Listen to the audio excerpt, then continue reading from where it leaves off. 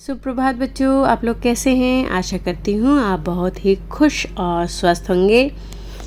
आज मैं आपके लिए हिंदी पाठ गुरु नानक पढ़ने जा रही हूँ। तो चलिए शुरू करते हैं। सिख धर्म के संस्थापक और सिखों के आदि गुरु नानक साहब थे। गुरु नानक देव का जन्म सन 1469 में ज़िला शेखपुरा के रायगोई तलवंडी नामक गांव में हुआ था। यह स्थान अब पश्चिम पाकिस्तान में है। यह स्थान आगे चलकर नानकाना साहब के नाम से प्रसिद्ध हुआ है। नानक साहब के पिता का नाम मेहता कालू और माता का नाम तृप्ता था। मेहता कालू पटवारी का काम करते थे।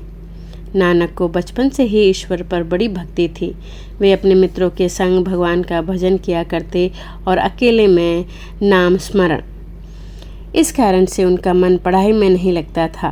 फिर भी शिक्षा ग्रहण करने के लिए उन्हें अध्यापक के पास भेजा गया। वहाँ नानक ने अपने गुरु से पूछा, गुरुजी आप मुझे क्या पढ़ाएंगे। नानक के इस प्रश्न को सुनकर गुरु को बहुत आश्चर्य हुआ। इससे पहले उनसे किसी शिष्य ने ऐसा प्रश्न नहीं किया था। उन्होंने नानक से कहा, मैं तुम्हें गणित और दूसरे कई विषय पढ़ाऊंगा। नानक ने उत्तर दिया, मुझे ऐसी पढ़ाई की ज़रूरत नहीं है। मैं इसे पसंद नहीं करता। मैं ईश्वर संबंधी ज्ञान को प्राप्त करना चाहता हूँ, क्योंकि वही शाश्वत ज्ञान है। छोटे बालक के मुंह से ये बातें सुनकर गुरुजी आश्चर्यचकित रह गए और उन्होंने साफ कह दिया कि ऐसा ज्ञान मेरे पास नहीं है। बचपन से ही गलत बातों का विरोध करने वाले नानक जी ने धर्म, आडंबरों, अंधविश्वासों तथा जात पात का खुलकर खंडन किया। उनका कहना था कि भगवत भक्ति में, धर्म की साधना में किसी प्रकार के दिखावे की आवश्यकता नहीं है। छुआछूत, अंधविश्वास और पाखंड का उन्होंने विरोध किया और परोपकार, मानव प्रेम और सहयोग की भावना पर बल दिया। नानक जी ने जगह जगह घूमकर अपने विचारों का प्रचार किया। उन्होंने देश विदेशों में यात्रा करी। उत्तर भारत और दक्षिण भारत की यात्रा पूरी करने के बाद वे नेपाल, भूटान तथा तिब्बत गए। उनके बाद वे बलूचिस्तान से होते हुए मक्का तक की यात्रा कर भारत लौटे। नानक जी के उपदेशों का लोगों पर इतना गहरा प्रभाव पड़ा कि हजारों की संख्या में लोग उनके शिष्य बन गए। नानक देव के शिष्य ही सिख कहलाते हैं। गुरु नानक जी के उपदेशों के ढंग बड़े निराले होते थे। वे अपने आचरण और तर्क बुद्धि से लोगों को प्रभावित करते थे। उनके तर्क लाजवाब होते थे। एक बार वे हरिद्वार गए। हर की पौड़ी पर कई लोग स्नान कर रहे थे। स्नान करने के बाद कुछ लोग पूर्व की ओर मुँह करके सूर्य को जलदान दे रहे थे, तो कुछ लोग अपने पूर्वजों का स्मरण करके तर्पण छोड़ रहे थे। नानक पश्चिम की ओर मुँह करके पानी उलीचने लगे। लोगों ने उनसे पूछा, भाई साहब यह आप क्या कर रहे हैं। नानक ने झट उत्तर दिया, भाई यहाँ से पश्चिम की ओर मेरा उपवन है। उस उपवन के पेड़ों को गंगा जल से सींच रहा हूँ। यह जवाब सुनकर लोग ज़ोर से हंसने लगे और बोले, कहीं पागल तो नहीं हो गए हो। यहाँ खड़े रहकर पानी उलीचने से तुम्हारे पेड़ों को पानी कैसे मिलेगा। गुरु नानक ने बड़ी शांति से उत्तर दिया, अगर ऐसी बात है तो आप लोग मुझसे भी ज़्यादा पागल हैं। जब आप इतनी दूर गए पूर्वजों को जल पिला सकते हैं, तो मैं अपने पास अपने खेतों को क्यों नहीं सींच सकता। यह जवाब सुनकर लोग चकित रह गए।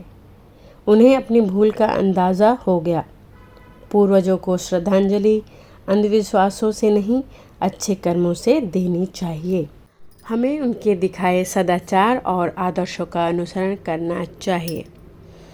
नानक जी ने पवित्र जीवन और शुद्ध आचरण को ही धर्म का सच्चा रूप माना है।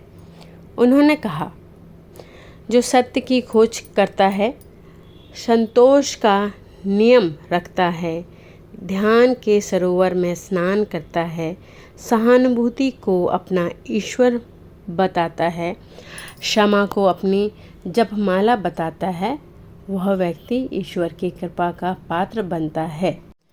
अपनी यात्रा के दौरान नानक जी एक बार किसी गांव में ठहर गए। उस गांव के सबसे धनी साहूकार ने उन्हें अपने यहाँ न्योता दिया। उसने यही सोचा कि नानक जी मेरे यहाँ अवश्य पधारेंगे। उसी समय एक गरीब किसान ने डरते डरते नानक जी को अपने घर बुलाया।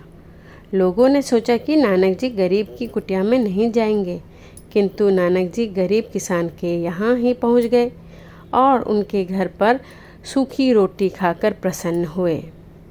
उन्होंने कहा कि तुम्हारी रोटी तो अमृत के समान है, क्योंकि यह ईमानदारी से किए गए परिश्रम की उपज है। वहाँ से निकलकर वे धनी साहूकार के घर गए। धनी के घर की रोटी हाथ में लेकर उसे निचोड़ा तो उसमें से खून की बूंदें टपक पड़ी। वहाँ उपस्थित सभी लोग हैरान हो गए। तब नानक जी ने कहा, इस आदमी ने गरीबों का खून चूस चूस कर संपत्ति इकट्ठा की है। यह स्वयं ईमानदारी से मेहनत नहीं करता। उन्होंने उपदेश दिया कि ईमानदारी से मेहनत करने से ही परमात्मा प्रसन्न होते हैं।